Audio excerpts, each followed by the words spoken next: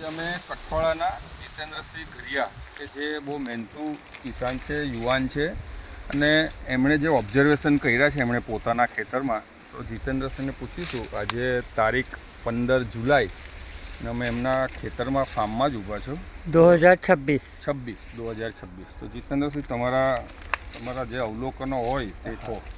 જયદીપસિંહ બાપુ સાથે મારી ફોન પર વાતચીત થઈ હતી અને કીધું કે બાપુ તમે ઉત્પાદન વધે અને ખર્ચ ઘટે એવું કંઈ કરીએ છીએ. મેં કીધું કંઈ વાંધો નહીં બાપુ, એમ તો ખેતી કરીએ જ છે.